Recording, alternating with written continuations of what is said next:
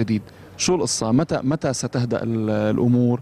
نفضل من البطولة الآسيوية وكأس الملك، وأنا أوعد الجماهير إن شاء الله أننا نهدي العواصف هذه كلها. نرجع شوي لمباراة نصف نهائي كأس خادم الحرمين الشريفين اللي لعبتوا شوط أول لم توفقوا به، لكن لفتني تصريح لك بعد المباراة بأن الفوز سلب من الاتحاد. شو كنت بتقصد بأن الفوز سلب من الاتحاد؟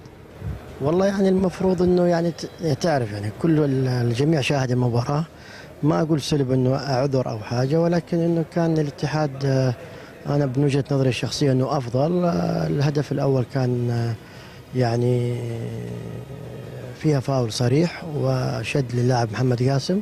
من هالمنطلق قلت أنه سلب من الاتحاد. يعني التحكيم الكل شاهد يعني، وحكيت فيه، وأنا من الناس اللي ما أحب أحكي عن التحكيم، ولكن يمكن بعد المباراة كنت شوية يعني منرفز، فقلت انه السلب هو فعلا يعني ان شاء الله الشوط الثاني حيكون باذن واحد احد انه توفيق للاتحاد. في طلب من جماهير نادي الاتحاد لإدارة نادي الاتحاد لعودة اللاعب محمد نور.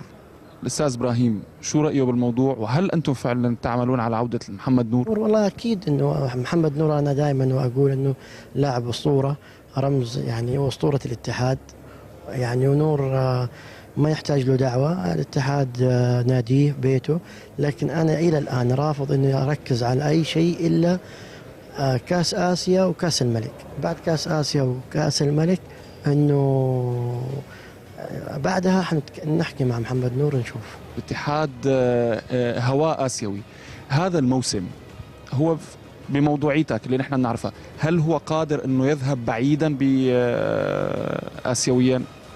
والله إن شاء الله يعني اليوم تعرف يعني إحنا نتمنى من الله، ولكن إنه مستويات كأس آسيا في الاتحاد المباريات اللي فاتت كانت جدا جيدة، ما نقدر نقول 100%، ولكن إنها جيدة إلى حد ما مقارنة بالظروف اللي محيطة بالنادي. إحنا دائما من يوم ما جيت لرئاسة نادي الاتحاد بنركز على كل مباراة على حدة، فإن شاء الله يعني إذا تحقق ووصلنا لدور الثمانية حيعتبر يعني إنجاز، ويعتبر يعني من شبه مستحيل.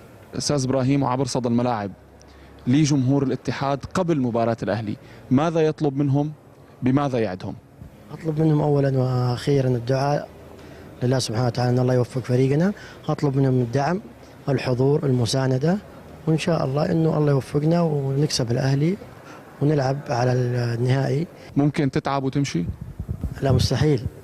إبراهيم البلوي لا يمكن ينهزم، إبراهيم البلوي لا يمكن يهز ثقة الناس اللي وثقوا فيها الناخبين.